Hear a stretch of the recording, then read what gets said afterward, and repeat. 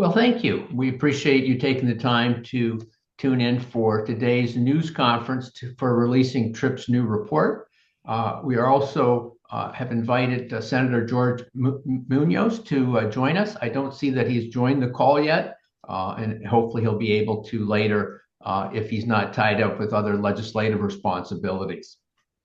My name is Rocky Moretti. Moretti is Moretti, and I'm the Director of Policy and Research with TRIP. And I'm here today to release the findings of our new report looking at the condition and performance of New Mexico's transportation system. After I give my comments, looking at the latest findings in the report, we will then I'll be available to answer questions. My colleague Carolyn Kelly, who's on the call, will be notified either through the chat function or raised hand function if you have a question, and at that point you'll be elevated to a panelist status so that you can ask your questions. TRIP as an organization for over 50 years has been reviewing the condition and the use and the safety of our nation's transportation system, and over the last 50 years have put out more than 600 reports at the state level and also at the national level, looking at the impact of this transportation system. This report itself is based on the latest data from the New Mexico Department of Transportation and also from a variety of sources through the United States Department of Transportation. I see the Senator has joined us, and Senator, after I complete my presentation on the report, we'll ask you to comment on the report and transportation in New Mexico. Let's turn to some of the key findings of the report. Vehicle travel in New Mexico dropped significantly during the COVID-19 period, but we've seen it gradually returning to pre-pandemic levels. And in 2024, for the first time, travel had actually exceeded pre-pandemic levels. As we see in New Mexico, what we're seeing across the country as people economically and also their travel patterns return to pre-COVID levels. We've also seen a tremendous boost in funding available in New Mexico across the country, thanks to the passage in 2021 of the federal bipartisan infrastructure bill. That bill in New Mexico alone increased fundings available for highway and transit by 29%.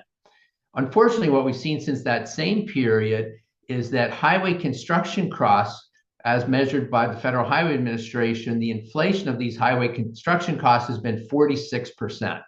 So obviously that has taken a real bite out of the ability of those additional funds to support infrastructure improvements in New Mexico. We took a look at the impact at the state level in terms of funding these additional projects, and we asked the New Mexico Department of Transportation to show us regionally what are critical projects that they'd like to move forward with but currently lack adequate resources. The New Mexico Department of Transportation provided a list of $5.6 billion of projects needed now to improve the condition of roads and bridges in the state, to make the system more reliable, and most critically, to make it safer. But unfortunately, at this point, the funds are not available. And when you look at the list itself, you'll see a number of projects, including on Interstates 10, 25, and 40, on a number of U.S. routes, including 60, 180, and 491, and several New Mexico routes, including 9, 18, and 30, that have significant needs for projects to improve their performance and really the service they provide to the citizens of New Mexico. But at this point, the funding's not there. The report also took a look at what is the impact to the public of roads that oftentimes are in poor condition, so it costs more money to drive on those rough roads. Also, the cost of lost time due to traffic congestion, and most critically, the economic cost of serious and fatal traffic crashes.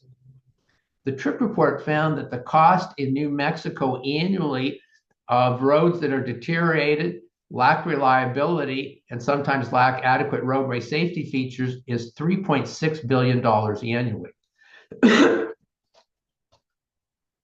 TRIP estimates that the average motorist in the Albuquerque area is spending an additional $3,002 annually in the cost of driving on rough roads, roads that are congested, and roads lacking adequate roadway safety features. The TRIP report estimates that the average motorist in the Las Cruces area is spending an additional $2,029 annually driving on roads that are in rough condition, that are congested, and often lack adequate roadway safety features. The TRIP report estimates that the average motorist in the Santa Fe area is spending an additional $2,287 annually in the cost of driving on roads in rough condition, on roads and highways that are congested, and also the cost of serious and fatal traffic crashes. The report also took a look at pavement and bridge conditions in New Mexico. The report looks at not only state-maintained roadways, but also locally maintained roadways. And the latest data, which is from 2023, finds that 33% of major roadways in the state have pavements in poor condition, and another 24% are rated in mediocre condition. The TRIP report finds that in the Albuquerque area, 37% of major roadways have pavements in poor condition, and another 21% are rated in mediocre condition. The TRIP report found that in the Las Cruces area, 34% of major roadways have pavements rated in poor condition, and another 38% are rated in mediocre condition. The report found that in the Santa Fe area, 29% of major roadways are rated in poor condition, and another 19% are rated in mediocre condition. The report also took a look at bridge conditions across the state, and here found that 5% of the state's bridges are rated in poor condition and in need of immediate repair, and another 60% are rated in fair condition and in need of ongoing maintenance to ensure that they don't slip into poor condition. The TRIP report also looked at traffic congestion across the state, but particularly in large urban areas, as we see vehicle travel returning to pre-pandemic levels. To some extent, what we've seen since COVID is that commuting patterns have changed somewhat. We're seeing a little less commuting in the mornings, a little less traffic congestion at that time of day. We're seeing similar traffic congestion patterns in the evening hours, and even a slight increase in congestion at lunchtime. And in some cases, Saturdays are more congested than Mondays. So we're seeing a somewhat different phenomenon in terms of traffic congestion, but still having a significant impact on reliability in urban areas. In the Albuquerque area, TRIP estimates that the average motorist is spending an additional 46 hours annually stuck in traffic due to traffic congestion and wasting an additional 19 gallons of fuel. In the Las Cruces area, TRIP's report finds that the average motorist is spending an additional 17 hours annually stuck in traffic and wasting an additional 8 gallons of fuel due to traffic congestion. In the Santa Fe area, the TRIP report estimates that the average motorist is spending an additional 29 hours annually stuck in traffic due to traffic congestion and wasting an additional 15 gallons of fuel annually. The report also looked very carefully at traffic safety. Across the country, the nation is facing a traffic safety crisis as we see far too many people being killed or seriously injured on our roadways. The report found that over the last 5 years, from 2019 to 2013, there were 2,174 traffic fatalities and crashes in New Mexico. 22% were of pedestrian or bicyclist. In 2023, the traffic fatality rate in New Mexico was 1.46 traffic fatalities for every 100 million miles of travel.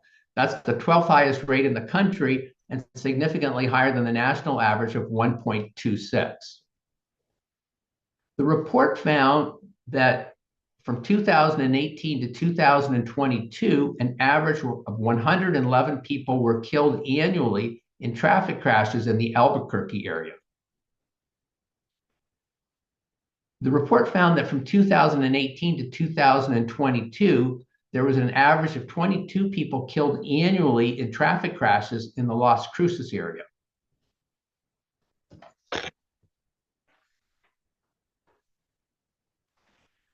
The trip report found that from 2018 to 2022, there was an average of 23 people killed annually in traffic crashes in the Santa Fe area.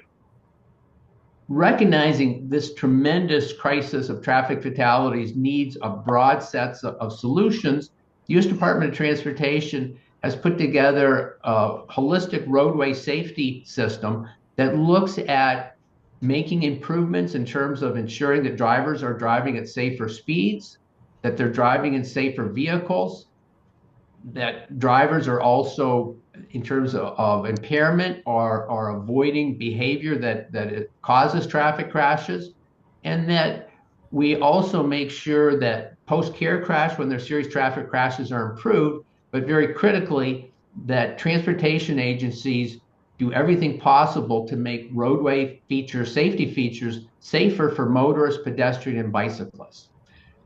State transportation agencies and also local transportation agencies, when they have the resources available, have shown that they can make the system significantly safer, again, if they have the funding to allow them to move forward to make the system as safe as it should be. Finally, as we point out in the report, the New Mexico's transportation system is absolutely vital to its freight transportation system, which annually is moving $143 billion worth of goods in and out of New Mexico, the majority of them on trucks. And we also point out in the report that the value of freight moved in New Mexico by trucks, when adjusted for inflation, is anticipated to increase by another 71% by 2050. Certainly, that's a positive sign of economic growth, but it's also a sign that the stress on the state's transportation system is only going to increase and will need to be addressed in the future. With that set of comments, I'm going to ask Senator Munoz if he could join us and give us his thoughts on the state's transportation system. Senator? Good morning, and thank you. And thank you guys for having me. I mean, the trip report is always interesting for me to read every year prior to session, usually comes out right at the beginning, to really evaluate what the road conditions are, where the most needs are, and what they look like throughout the state. I mean, I rodeoed, my kids rodeoed, so we've been down every little podunk road across New Mexico in the middle of the night or in the middle of the day. So it really, if you're on them, you know what they look like. If you drive them, you know what they look like. I came home from Santa Fe last night, left at 9, got home roughly at 11, and you can't see the potholes in. You just got to fill them. And so, you know, the legislature over the last couple of years have really looked hard at infrastructure on our roads. How do we fix areas that are really need, and what really are the true needs, and how do we handle that budgetarily? We've ramped up those spending numbers because we've had quite a bit of money and helped DOT with that. This year, we know that we're in conversations with the executive about passing $1 billion worth of road packages. They will be earmarked, they will be followed to, but we're going to let them, DOT, determine where those are. The trip report is their basis for this. Every little nook and cranny, every inch of New Mexico needs help. My district goes from Zuni, New Mexico to Shiprock, and if you ever want a Disneyland ride, drive 491. It is a roller coaster, and it needs to be fixed in certain places. The contractor did a good job, but you got soil conditions, and that will affect the road more quickly. Have we done the right things in New Mexico in repairing roads? Well, the legislature, and it's very hard to pass a gas tax. We know that as vehicles became more fuel efficient, electric vehicles come on board, fuel costs go down. We're not generating enough revenue in the state for them. I've been there 16 years. I know at least 10 that I can remember that there's always been a conversation about increasing fuel taxes, and that is a very tricky consumer question when you have to get elected every 4 years. A penny matters to some people, and they don't realize the cost to their maintenance of their vehicle when road conditions are poor.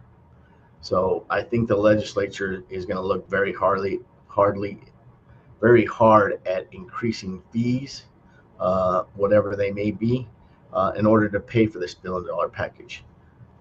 They just mentioned that we have $3 billion worth of roads that are in need. So if the legislature this year has put 350 million more into roads, mainly for maintenance and repair, and that should remain there. None of that money should be moved. We'll be tracking that very closely. Another 100 million for local road projects. Um, I don't live inside the city limits, but I represent a portion of the city limits, and some of those streets are. I played on them when I was a little kid, and so they haven't been changed. And so, as those needs happen, we as a legislature have a broad view of a lot of things we got to do, but I-40 is a very dangerous place. Um, Mornings, I try to pick my times to drive, and is a morning a better time to drive down I-40? Well, I don't know. All the truck drivers have not slept, and they're weaving between roads, and and and so do you drive it at night? And where are the potholes, and how do we handle that? The most important thing that we can emphasize is, can we maintain what we got, and what's the cost to build a new one as New Mexico grows, and what bridge in Albuquerque needs to be replaced, what bridge needs to be built to alleviate traffic, what bridge in between Roswell and Artesia and flooding that happens, where are those bridges, and where do they need replaced? Well, I think New Mexico is going to come forward with a pretty good package to start that. The big question is, where are we going to get the contractors from? Well, sometimes you can't worry where the contractors come from. You got to worry about what's going to happen on those roads, and how safe are they, and what quality they're in. So as we move forward, I think that's a key factor. The TRIP report tells us really where we should focus, where DOT should focus, and where that should happen. Roads should never be a political football. I do see DOT designing stuff that does not even meet specs. I mean, we have a Allison Bridge crossing corridor in Gallup that lands below grade. There's no way for the water to flow. I mean, let's use common sense as we spend this money. This is taxpayer money. Let's give them the best quality roads we can. Let's maintain them to the best quality level that we can. And my job is to make sure that the funding's there. Sometimes we have funding, sometimes we don't have funding, sometimes we don't spend enough where we should, and that's just the way it works. There's critical needs across the state, but you will see a legislative package for $1 billion in bonding this year. And the commission has already asked the legislature to do that, but we're going to make sure that roads across the state are fixed, and we're not just focusing on a majority of legislators are from Albuquerque, but there's a lot of roads in New Mexico. So I appreciate your time this morning, and thank you for inviting me, and I'll stand for any questions if you have them. Thank you, Senator, for those comments. I'm going to ask Carolyn Kelly to explain how we'll work on questions here. Thanks, Rocky, and thanks, Senator Munoz, for your comments. As Rocky said, I'm Carolyn Kelly. I'm the Director of Communications for TRIP. At this point, we'll be able to have a brief Q&A with Rocky and Senator Munoz. So if there are any of the folks that are listening in today, you can use, as Rocky mentioned, either the raise hand or the chat function that you see down below to indicate that you wanted to ask a question. I'll then be able to promote you to a panelist so that we can see and hear you ask your question. That'll allow for some back and forth if we have any follow-up as well. So again, if there are any questions for Rocky or for Senator Munoz, you can indicate that now. While we wait for any questions to come in, I'll note that the full TRIP report is now up on our website. You can find that at tripnet, tripnet.org. We've got the full report there, as well as customized news releases for the Albuquerque, Santa Fe, and Las Cruces areas. We'll also have a recording of this news conference up there probably by about 11 o'clock or so this morning. And you're welcome to clip anything out of that recording that you'd like. So I don't see any questions that have come in just yet, but I will note that later on today, if there are questions about the report for Rocky, or we're also happy to put you in touch with Senator Munoz if you'd like to ask any follow-up questions as well. So Rocky and Senator, if there's anything else you'd like to add, go ahead. I just was curious to ask the Senator, because obviously from your experience, it sounds like you're familiar with driving all over the state with your family. as someone who lives in New Mexico and sees all of the state, how critical is it to you to know that those roadways you're on have the best possible safety features in terms of, rumble strips and paved shoulders and good lane markings, lighting when it's appropriate? Where does that fit in from your perspective? And we drive all over the country. I mean, when my kids rodeo when they were younger, I mean, you leave Oklahoma City and you've got to be in Wyoming the next morning. Uh, you get some road conditions, and a lot of it is, has New Mexico really fallen into the new era of technology, right? I drove home from a football game on Monday night from Arizona, and you should see the road markings and the signs that say, no, this is construction ahead, and the lighting warning for road construction. They're spending $3 billion between Phoenix and Flagstaff. Well, they have a higher population. They have a greater influx of travelers. But New Mexico, I think, the way I've seen it and driving a lot of places, have we really followed up with technology, right?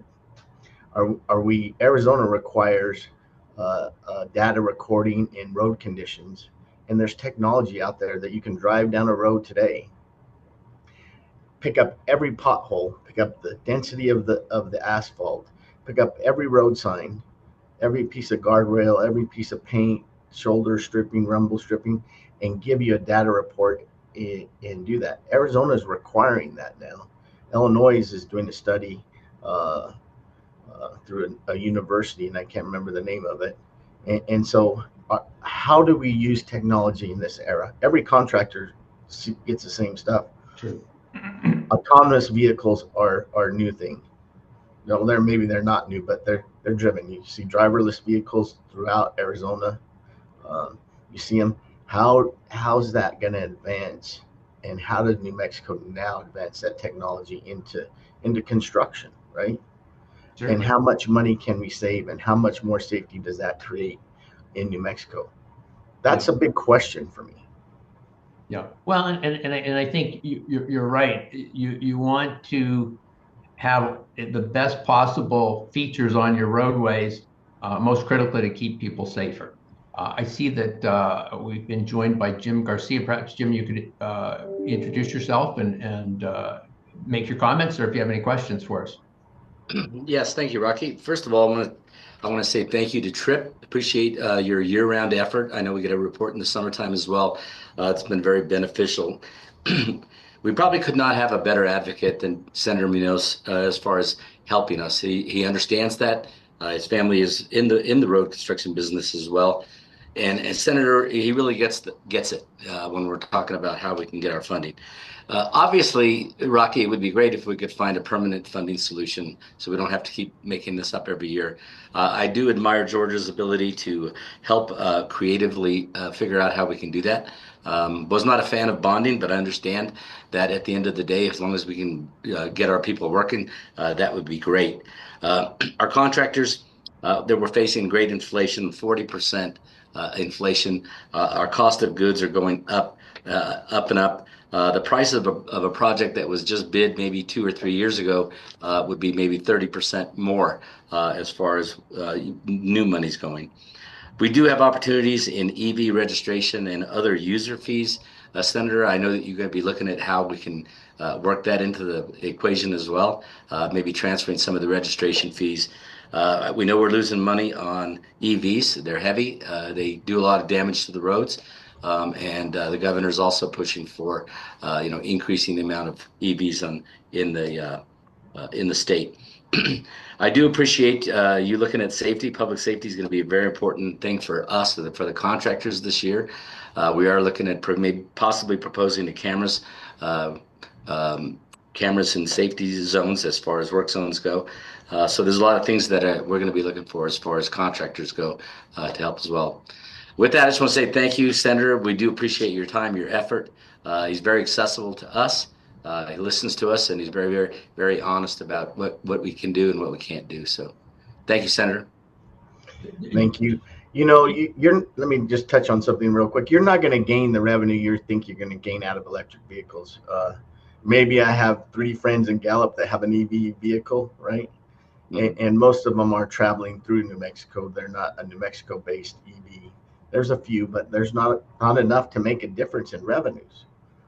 And my responsibility is to make sure the budget's in balance and that we have correct funding. And so we're going to do that this year. I think we've been talking to the exec. I think the secretaries sent me some stuff that we're going to look at very hard. But I'm not a fan of bonding either. Bonding is what got us in a problem over the last couple of years. And, I'm the guy that tried to sell the rail runner who we're still paying a bond for 50 years later. I think maybe not that long. I didn't vote for it. I wasn't there. But that's the problem with bonding. If we don't create the revenue stream to pay for the bonds at the same time, then we're going to be looked at differently throughout Moody's. And this is a big picture, right? New Mexico, for the first time, has got an increase from Moody's. And that doesn't mean we're going to go ruin it by bonding. We have the capacity. But if we go back and say, we're going to do $1 billion worth of bonding for $3 billion worth of roads needs, and we're going to give you the revenue to pay for the bonds, that makes more financial sense than anything. Now, will it be tough? Yep. Are you guys going to have to help? You guys are going to have to help. And they're going to say, we're here to enrich ourselves. No, we're here about building roads that are good and safe. So Senator Munoz doesn't get the call at 7 in the morning by a council delegate that says, I just hit a pothole on Highway 491 and my whole car's out of alignment. Well, if you paid 2 or 3 cents more in gas tax, that might have not happened, and we'll have the ability to do that. But this is everybody's need, right? I will ask you guys to do one thing, and everybody's that's in the construction business or any business knows this today. In Monday in December in LFC, and it's online, we had a report from a gentleman, and it's called The Population or Aging and Browning, and it really talks about how employees and what's happening in New Mexico and how the employment pool is getting smaller. Well, as that gets smaller, we have to pay more. And people don't realize that. You're not going to get an employee to come out on the interstate and hold a shovel for minimum wage anymore. And those are costs that people need to understand. And so as the employee gets smaller, technology has to drive that. And so if you can replace that employee or a portion of that with technology, it just makes your life and everybody's life so easier. But everybody in New Mexico needs to watch that. Well, thank you, Senator. I think that really very accurately points out some of the challenges moving forward in making the state's transportation system safer and more reliable moving forward. And we'll look forward to seeing progress in those areas. I think with that, we'll conclude the news conference. Certainly, Tripp, myself, I'm available throughout the day for any follow-up interviews or additional questions that might come up. And again, I want to thank the Senator and also Jim for taking time out of your busy days, and hope everyone has a productive and safe day. Thank you, guys. Appreciate your time. Thank you all very much. Appreciate you. Thank you. Bye.